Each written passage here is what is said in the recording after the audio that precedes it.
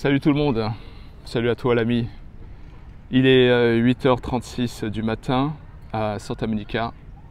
Nous sommes le dimanche 6 octobre 2024 et c'est une partie de mon journal intime et mon journal de bord et toujours la même personne, Hatem Ben Abdallah.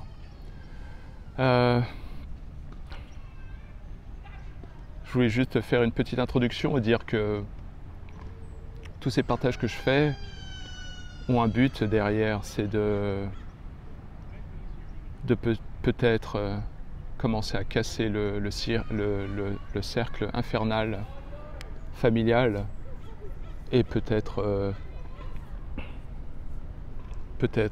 réussir à sauver mes enfants. Je sais que dans ce que je ressens, dans ce que j'explique, je suis minoritaire dans ma famille.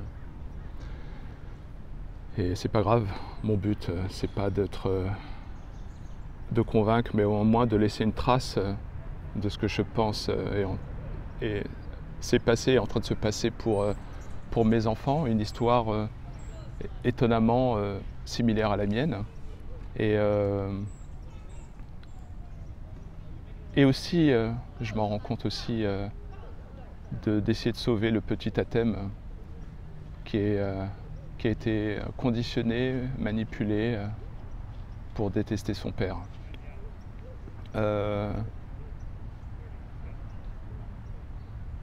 Et donc, aujourd'hui, je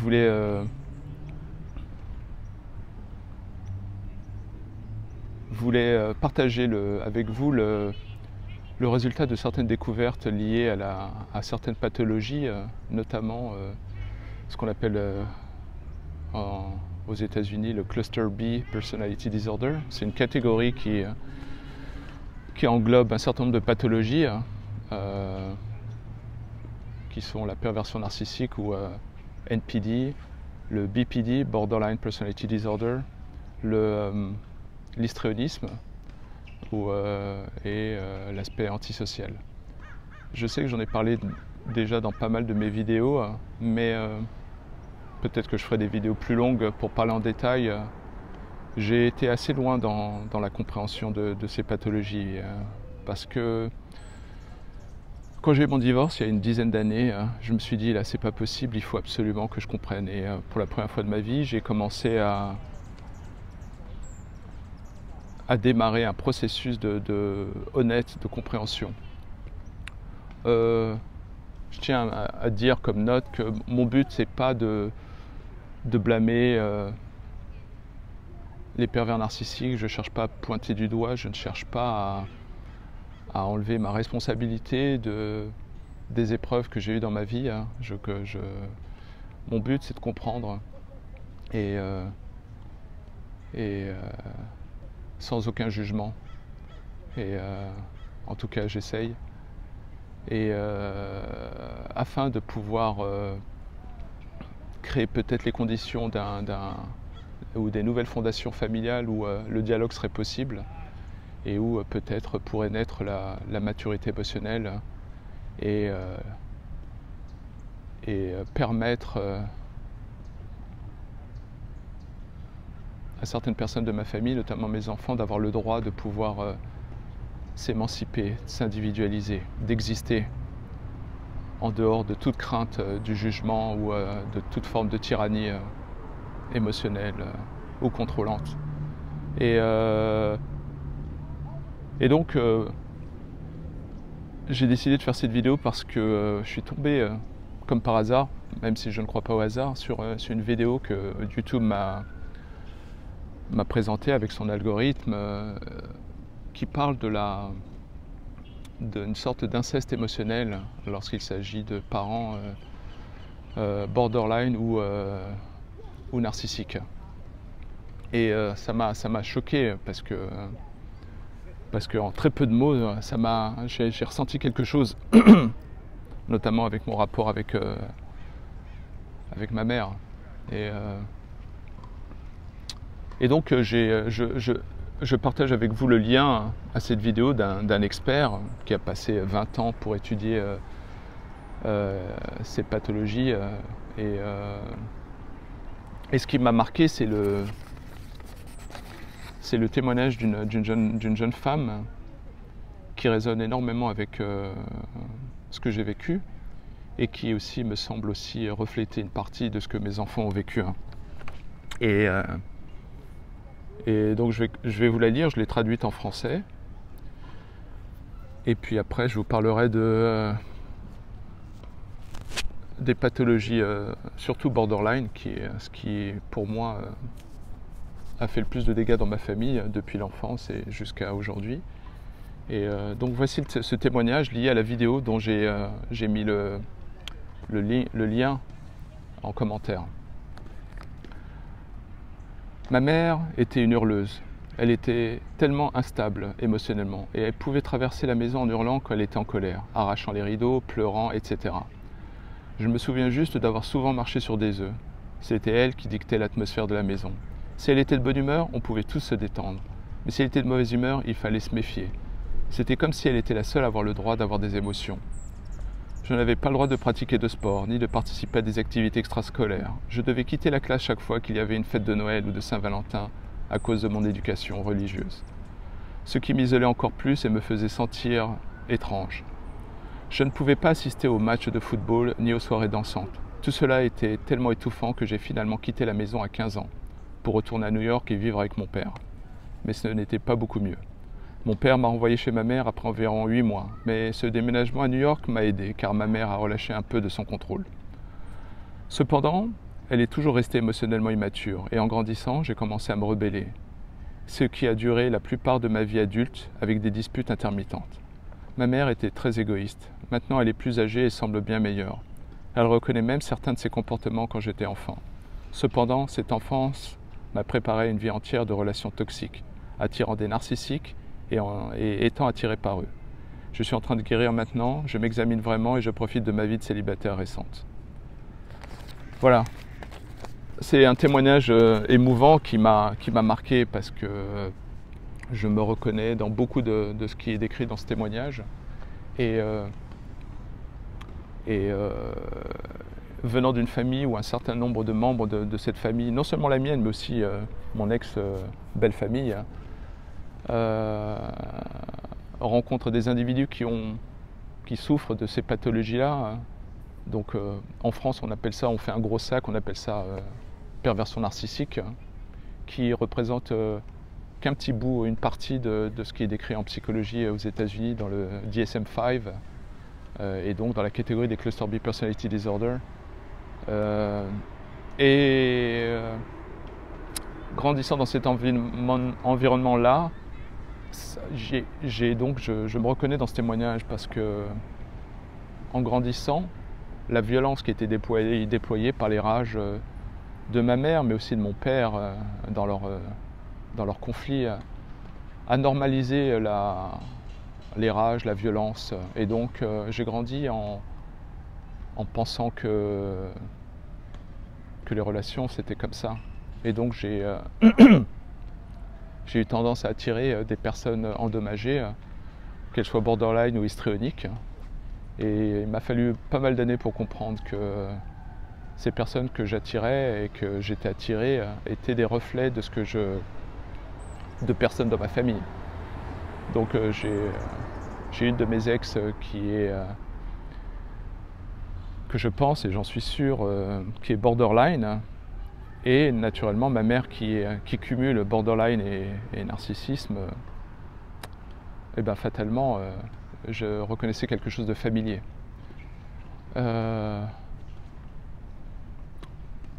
Et ensuite, après mon divorce, j'ai été attiré par une personne sans m'en rendre compte et qui avait des traits narcissiques plus tard, que j'ai reconnu plus tard. Je faisais en parallèle, je faisais mes devoirs et j'étudiais la psychologie, mais je commençais à avoir de l'expérience, donc cette deuxième relation aurait pu être gravissime pour moi, mais heureusement que je commençais à avoir une compréhension, en tout cas intellectuelle. Et lorsque je l'ai rencontré, il y a une forme d'attirance vraiment bizarre, intense, passionnée. Et je ne savais pas que c'était encore mes mécanismes, mes traumas de l'enfance qui prenaient le dessus. Et elle était donc, et elle est toujours, histrionique et narcissique, pervers narcissique. Et l'histrionisme, c'était aussi, mon attirance vers les personnes histrioniques, c'est aussi un reflet que j'ai une de mes sœurs qui est histrionique et mon père qui avait des signes d'histrionisme. Et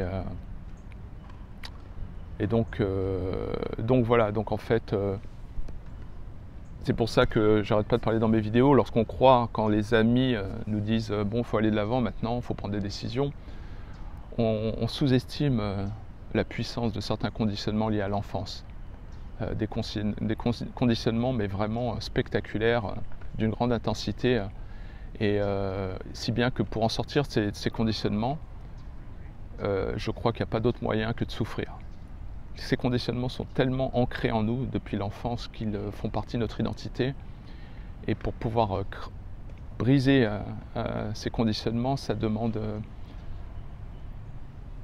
du génie de sa part, de pouvoir accepter de prendre conscience, ou bien de traverser des souffrances énormes dans sa vie pour se dire ça suffit. Et je bénis, on va dire, l'univers ou le bon Dieu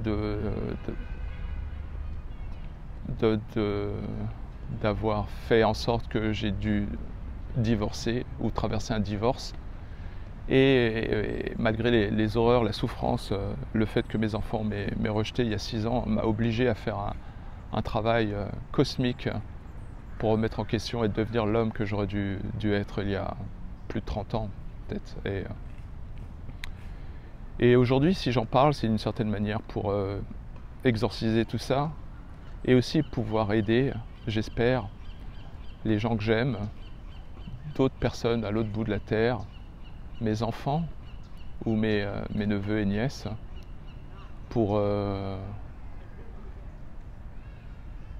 comprendre qu'ils ont le droit d'exister, qu'ils ont le droit de communiquer leurs émotions, qu'ils ont le droit de remettre en question ce qu'ils ont cru, et peut-être qu'avec mes efforts, qu'ils puissent se dire un jour, peut-être pas aujourd'hui, un jour, ben voilà, il a essayé. Et donc aujourd'hui, je voulais parler de la pathologie borderline et essayer de ne pas faire trop long là-dessus. Mais en France, on a tendance à, je crois, à utiliser le terme trop souvent de perversion narcissique comme un joker explicatif. Je sais que c'est vachement utilisé pour des fois pas prendre ses responsabilités et blâmer l'autre en lui disant qu'il est pervers narcissique, comme si c'était le joker ultime, l'insulte ultime. Je ne vois pas ces dénominations comme de l'insulte, où en fait j'ai de la peine. Et toutes ces personnes qui m'ont fait du mal, je les aime toujours, parce que je ne sais pas faire autrement. Et parce que je sais que derrière ces drames, ces pathologies, il y a des grandes souffrances qui ont démarré très très très loin dans l'enfance. Et donc je vois maintenant les pervers narcissiques, les borderline, les histrioniques plus comme des victimes que comme des agents du mal. Et donc l'aspect borderline, en fait,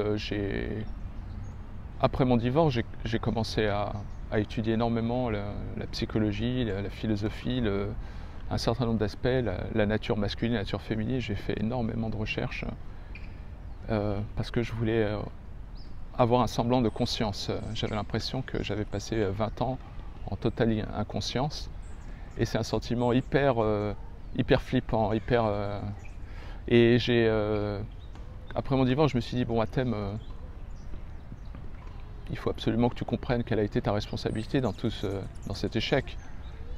Et donc j'ai fait mes recherches, et petit à petit j'ai commencé à découvrir le cluster B personality disorder, et après j'ai découvert donc l'aspect NPD, et après j'ai découvert le BPD. Il m'a fallu vachement de temps pour pouvoir en gros faire une carte familiale pour pour pouvoir identifier les différentes pathologies et identifier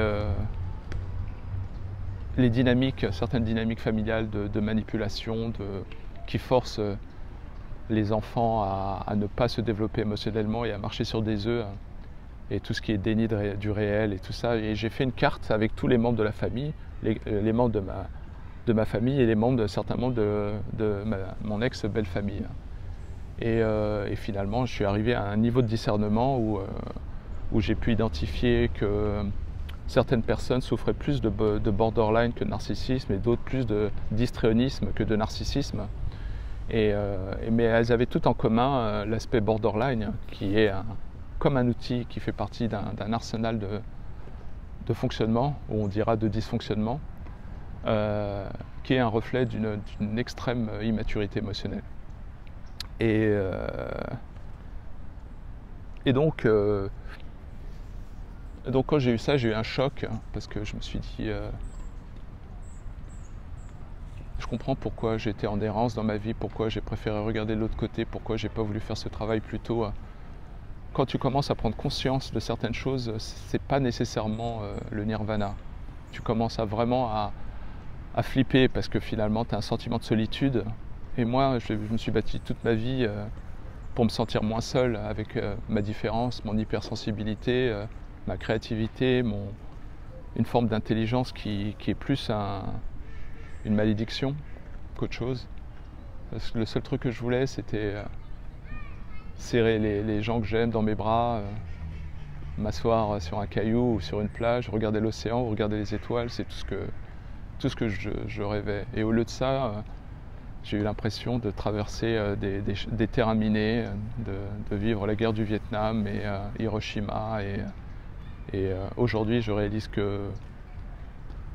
qu'une des voies de sortie, un espoir, c'est de commencer à ouvrir les placards et les tiroirs et de faire ce que je fais aujourd'hui, de partager grâce à YouTube voilà, en tout cas de partager ma perception. Mon but, c'est pas encore une fois de condamner, pointer du doigt, c'est de comprendre. Et ma perception, et peut-être grâce aux commentaires, grâce aux retours, grâce à peut-être accéder à une sorte de vérité. En tout cas, ce que je partage avec vous est lié au résultat de pas mal de recherches et de ma perception au jour d'aujourd'hui. Et donc, ça ne veut pas dire forcément que c'est descriptif d'une réalité à 100%. Je fais une tentative d'explication, ou en tout cas d'exprimer les vraies déceptions et les vraies peines qui sont réelles, qui sont ce que j'ai en moi, ça c'est du vrai. Donc j'ai remarqué qu'en fait on grandit dans cette vie et qu'on soit homme ou femme, on est sujet à des instincts plus ou moins masculins et féminins suivant les personnes. Et suivant le cadre dans lequel on a grandi, familial, si c'est un cadre sain, donc on grandit avec un arsenal de communication qui est sain. C'est-à-dire que si un homme est avec une femme qui a eu un environnement sain, qui a grandi, qui a eu de bons rapports avec sa mère et son père, et qui s'est senti aimé, lorsqu'il y a des différends, tout ça, cette personne pourra s'asseoir et utiliser dans son arsenal de résolution de conflits, la communication et la gestion des émotions. Le problème, c'est que quand on grandit dans une famille dysfonctionnelle, ou si on a eu affaire à un grave trauma, notre arsenal d'interaction et interaction sociale va être entaché avec des traumas et des pathologies. Donc si autour de l'âge de 5-8 ans, une femme a souffert d'un événement, ça peut être des fois un seul, ou une série d'événements récurrents et qu'elle s'est retrouvée à des moments se sentir être la mère de sa mère, ou ça va créer donc cette dysfonction qu'on appelle borderline, où finalement ça va créer une sorte d'une terreur de l'abandon, du jugement, du rejet chez cette personne. Et donc ça va déclencher des mécanismes automatiques où la personne qui souffre de borderline n'a aucun contrôle dessus. Donc et donc ça va faire partie de son arsenal de communication. Et donc dans un couple ou dans une relation intime, une personne souffrant de borderline, à des moments, lorsqu'il y aura un problème, va avoir affaire à cet arsenal qu'elle a depuis l'enfance. Et donc s'exprimer avec rage, colère, donc la résolution du conflit ne se fera pas. Donc je vais essayer de donner une brève définition des personnes borderline. Donc les personnes borderline, ce sont des personnes qui ont une peur terrifiante de l'abandon, qui ont des mécanismes, qui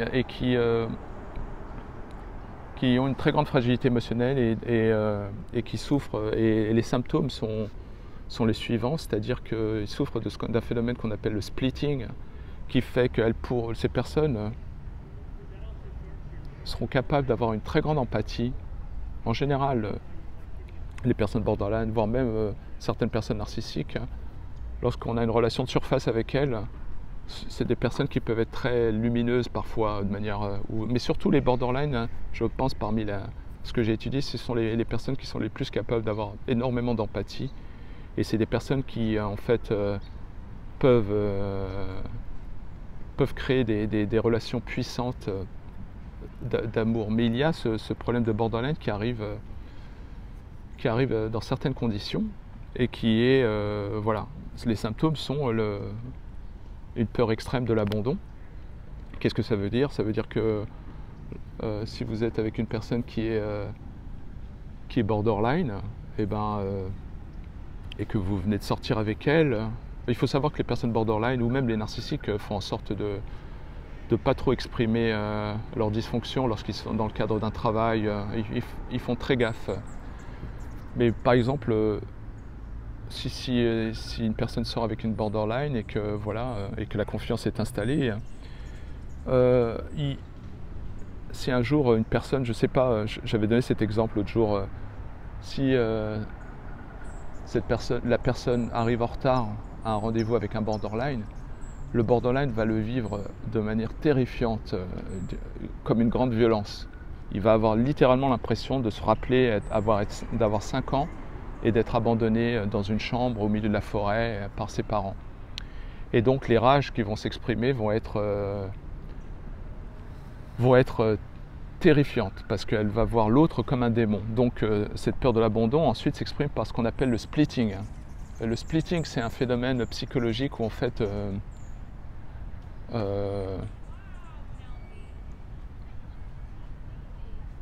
j'ai que des alertes sur mon téléphone. Et le splitting, c'est quand il y a un basculement dans la perception de l'autre. C'est-à-dire qu'en fait, les borderline sont très noirs ou blancs. C'est-à-dire qu'en général, quand ils sont soit dans des relations de surface, soit dans des relations amoureuses, ils voient l'autre comme un demi-dieu, comme quelqu'un de bon et bienveillant, parfait. Dès qu'il y a une déception, ça peut basculer en quelques secondes, ou quelques minutes. L'autre devient un démon. Et il n'y a pas, comme on appelle ça, je crois en psychologie, ça s'appelle object consistency. Le borderline ne peut pas comprendre qu'une personne peut être bonne et bienveillante et à des moments être en désaccord avec elle. Si cela se passe, donc forcément pour le borderline, la personne en fait n'est pas elle, c'est une autre personne. Et donc, lorsqu'il y a un conflit avec un borderline, le borderline est en mode défense et voit l'autre, celui qu'il aimait, d'un seul coup comme une trahison, comme un monstre, voire comme un démon incarné. Et donc c'est très terrifiant parce que les interactions avec les borderline sont difficilement rationnelles. Il n'y a pas... Et c'est valable dans les 4 catégories de pathologies dans le cluster B. Ces personnes-là sont incapables ne sont pas, lorsqu'elles interagissent, surtout en gestion de conflit, sont incapables de chercher la vérité. Le but d'un borderline, pour se focaliser là-dessus, n'est pas de chercher la vérité, c'est de se défendre et de gagner. Donc là, par exemple, s'il y a une mauvaise interprétation et qu'il y a un conflit, peu importe les arguments qui sont donnés, le borderline, pour se sentir bien, va devoir et se sent vraiment en situation de danger, et donc le but du borderline, c'est de gagner. Le borderline s'en fout que finalement il y avait une vérité, qu'il s'est trompé, qu'il a perçu. La quête, c'est pour ça que les échanges avec des borderlines sont très difficiles, voire impossibles. Pour moi, ils sont impossibles. Parce que si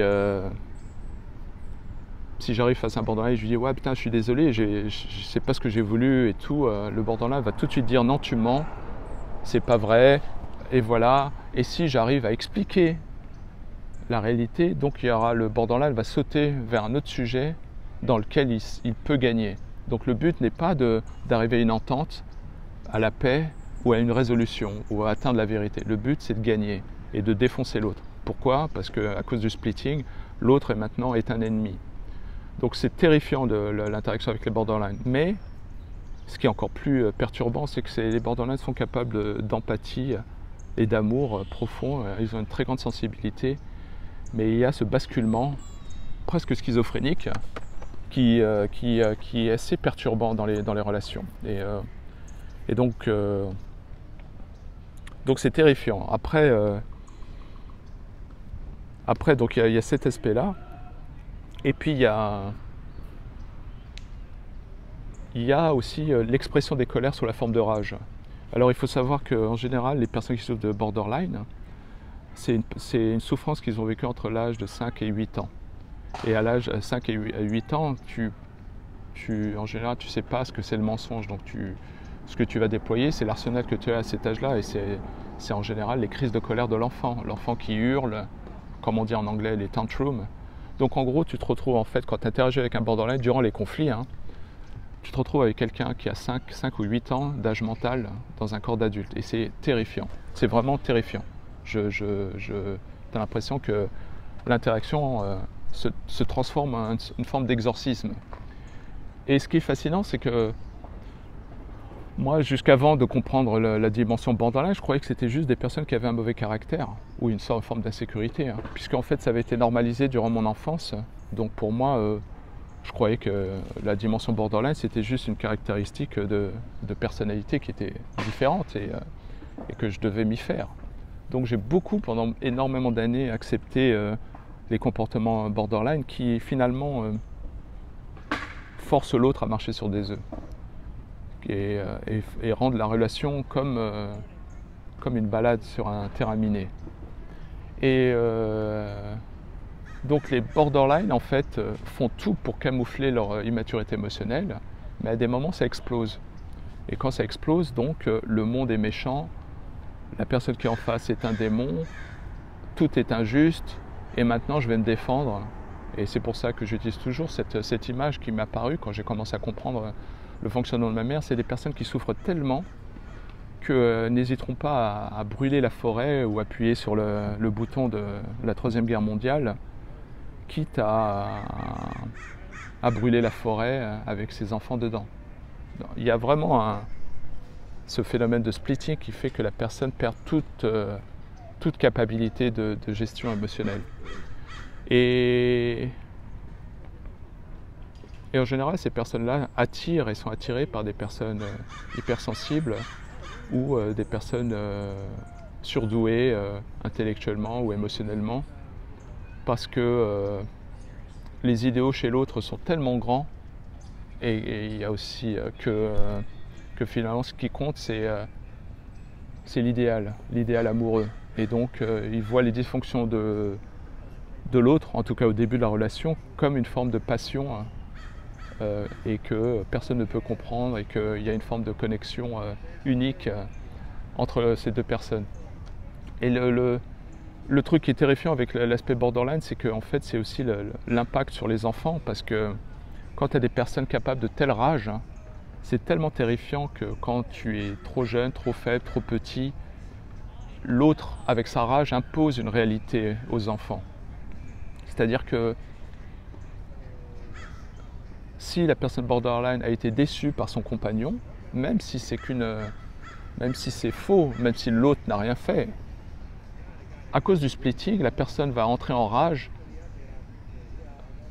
exprimer sa rage face à l'autre, donc communiquer à l'environnement, en l'occurrence en général les enfants, parce que les borderline n'expriment pas leur rage en société. Ils font toujours ça tranquillement dans la cuisine, dans le salon, à l'intérieur.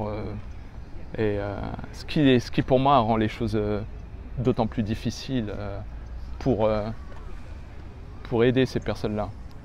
Quand ils expriment leur rage, à ce moment-là, c'est comme s'ils prenaient en otage la réalité du moment. Et donc c'est une forme d'abus sur les enfants, parce qu'en fait ils disent, en gros, leur rage exprime, ils disent l'autre, c'est lui qui a causé ma rage, donc l'autre est un démon, l'autre est une mauvaise personne. Et avec les années, ça confuse les enfants qui vont forcément s'associer à la perception du borderline, de la mère borderline. Et parce que les rages, on parle d'abus dans cette vie, dans la société, on parle d'abus physiques, on parle d'abus psychologiques. Mais des fois, il y a des abus qui sont terrifiants quand, et c'est un abus pour moi psychologique, quand une personne est incapable de gérer ses émotions, incapable d'y voir clair, incapable de prendre ses responsabilités, alors l'expression, la rage, parce que quand on voit quelqu'un exprimer sa rage, la rage est tellement impressionnante qu'on peut être que d'accord avec le borderline. On se dit, mais cette personne souffre tellement, qu'est-ce qui a bien pu lui arriver? On peut pas, c'est quasiment impossible. Donc ils ont une capacité de scandale et de rage qui sont extrêmement destructeurs. Donc voilà, une autre caractéristique des borderline, c'est une incapacité totale de prendre leurs responsabilités. Ils ne sont responsables de rien. Et ils s'excuseront difficilement. Encore une fois, quand je parle de ces pathologies-là, mon but n'est pas de dépeindre des créatures, parce que les personnes borderline, elles ne sont pas tout le temps borderline.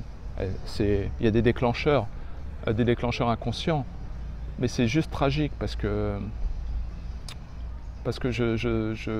malgré que j'ai été abusé durant mes relations avec une borderline, j'ai toujours de l'amour, de l'empathie et de la peine. Parce que je crois que derrière, il y a des souffrances qui remontent à l'enfance. Et pendant longtemps, je l'ai vécu comme un échec, de me dire j'ai pas réussi à sauver l'autre. Et c'est un autre travers, parce que quand je comprends mieux les pathologies qui ont parsemé mon existence chez les autres, elles résonnent avec moi, mes insuffisances et mes propres traumas. Par exemple, que j'ai toujours cru que j'allais y arriver dans cette vie en sauvant l'autre, avant de réaliser qu'on ne peut sauver personne dans cette vie. La seule chose qu'on puisse faire, c'est de les aimer. Et quand je décris tout ça, mon but, c'est de ne pas condamner, ne pas dire, c'est de dire c'est comme c'est, et de pouvoir peut-être sauver mes enfants et de leur permettre d'avoir un éveil, du recul, de se sentir autorisés à aimer et à reconnecter avec leur père. Et dans les conditions actuelles, entre les traumas de leur enfance et puis mes tentatives avortées, ça sera comme un acte de subversion pour eux le jour où ils décideront de reconnecter avec moi. Et ça sera perçu comme un grand risque. Et donc pour finir, concernant les borderline, il y a vraiment cet aspect terrifiant du manque de responsabilité. Ils sont responsables de rien et ils sont en instinct de survie permanent. Ce qui fait que, voilà, donc quand j'ai étudié l'aspect borderline et l'aspect narcissique des NPD et l'aspect histrionique, et à un moment donné, je me suis dit, mais en fait, tu il n'y a pas moyen. Je me suis dit, est-ce qu'il y a moyen d'avoir une interaction normale ou humaine ou un minimum de connexion avec ces personnes-là? Et je me dis, c'est extrêmement difficile. Et je me suis rendu compte que, par exemple, pour les narcissiques, il n'y avait quasiment aucune solution, puisque c'est comme si la case empathie était complètement vrillée. Je voulais rajouter aussi un truc, c'est qu'on dit souvent que les pervers narcissiques, les borderline, les narcissiques, n'ont pas d'empathie. Et je crois de plus en plus que c'est faux, parce qu'en fait, je pense que c'est juste la manière dont c'est utilisé. En fait, les pervers narcissiques, les borderline ont des grandes capacités empathiques, mais elles, suivant les pathologies, elles sont simplement détournées. Chez un pervers narcissique, l'empathie est utilisée pour scanner l'autre, pour connaître ses failles, pour pouvoir après les utiliser plus tard dans des velléités de manipulation. Chez un borderline, l'empathie est réelle, elle va se manifester normalement, mais aussi elle va être, utilisée durant les moments de splitting, de grande colère, pour détruire l'autre. Parce que quand le borderline se sent en insécurité, lorsqu'il souffre, même si ce n'est pas directement lié à l'autre personne en face, ce qui compte, c'est de survivre le moment présent. Et là, tous les moyens sont permis, notamment utiliser l'empathie ou les moments entre les deux personnes pour les utiliser contre l'autre. Voilà. Et donc quand j'ai commencé à comprendre que c'était extrêmement difficile, moi il m'aura fallu, par exemple pour commencer à comprendre mes traumas, mes mécanismes, mes fonctionnements, il m'aura fallu un divorce, le décès de mon père, que mes enfants me rejettent pour commencer à avoir un électrochoc et me dire bon bah maintenant je vais accepter peut-être que je suis responsable de tout, je suis responsable de ma vie après tout. Donc si je ne fais rien, et c'est là que j'ai commencé ce travail et mes tentatives et mes tâtonnements divers et variés, et notamment maintenant cette chaîne YouTube. Et donc moi encore une fois, je les aime ces personnes-là. Donc à un moment donné, ça m'a fait marrer parce que j'ai commencé, pendant que je faisais mes recherches, après j'ai commencé vers la fin à chercher des bouquins orientés autour du comment aimer un borderline. Puisque avec les années, j'ai perdu espoir que ces personnes-là pouvaient s'éveiller, prendre leurs responsabilités, faire un travail, parce que je pense que ça serait tellement douloureux que je pense que c'est quasiment impossible, surtout pour les pervers narcissiques. Mais pour les borderline, il y a encore de l'espoir, et pour ça il faudrait qu'un jour ces personnes-là touchent le fond pour pouvoir peut-être faire un travail. Et en général, d'après ce que j'ai lu, un borderline qui décide de faire son travail, introspection, de responsabilité, ça prend entre 8 et 15 ans. Et ça ne guérit pas du borderline, mais ça permet en tout cas d'avoir du recul sur les symptômes et donc de limiter la casse durant les interactions humaines. Mais donc voilà, donc cet aspect borderline, c'est quelque chose qui a inondé ma famille et qui existe maintenant chez un certain nombre de personnes dans ma famille. Et maintenant que j'ai ce recul-là, je sais que voilà, je sais que je ne peux plus émotionnellement, je ne peux plus. J'ai une horreur du drame et pour moi les colères extrêmes, les abus psychologiques, là, je peux plus gérer ça et donc je sais pas quelles seront mes interactions éventuelles s'il y en a avec ces personnes-là dans le futur, si elles se présentent, mais voilà, donc je voulais parler aujourd'hui de cette dimension borderline et de ces différents symptômes. Et il y a un autre aspect qui est, pour finir, c'est que ces pathologies-là en fait suivent à peu près le même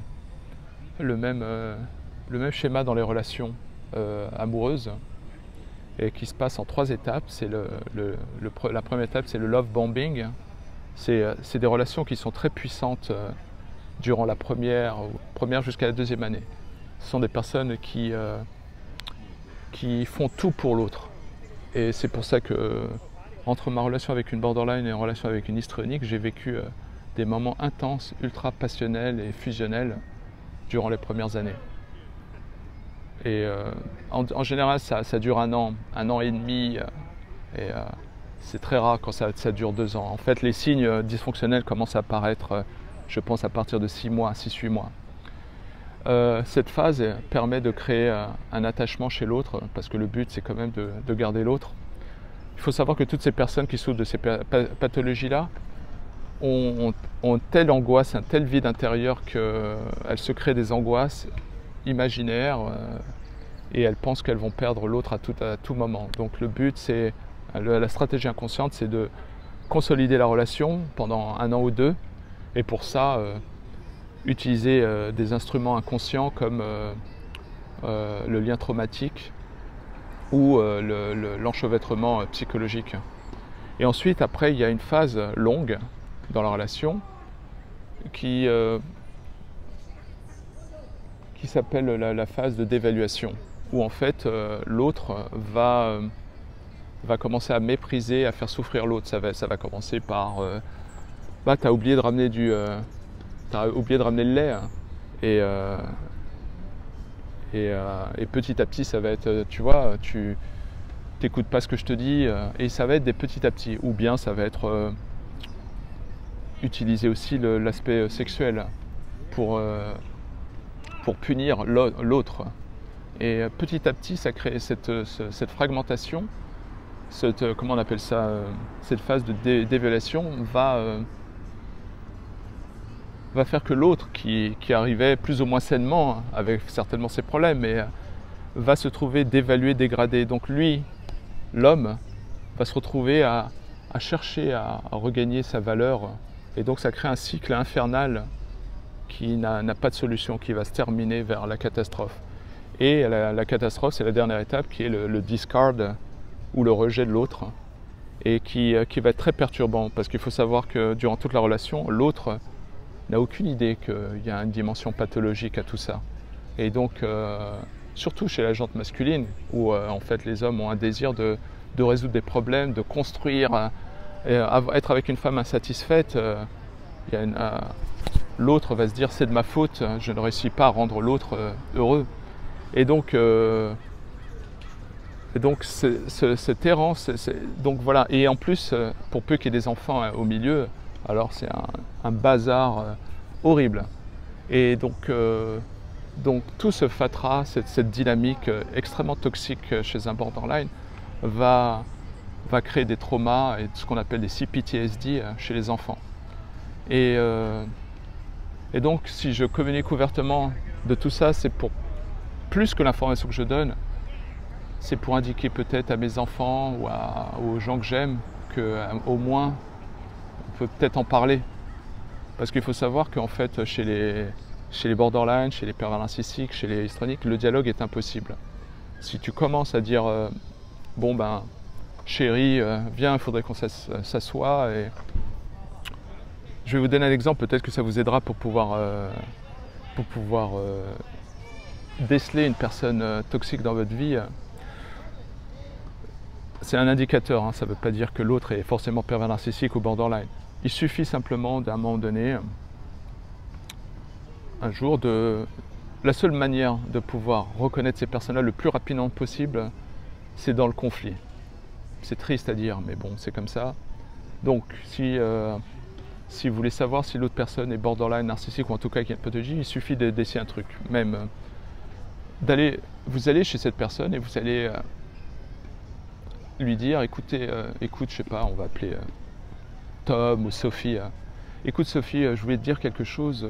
Tu sais, il y a une semaine, tu m'as rendu vraiment mal à l'aise, tu m'as fait souffrir, j'ai pas aimé du tout ton comportement. Je trouve même que ça a été, tu as été trop fort et je trouve ça malsain. Tu viens comme ça, avec un désir de communiquer ce que tu ressens.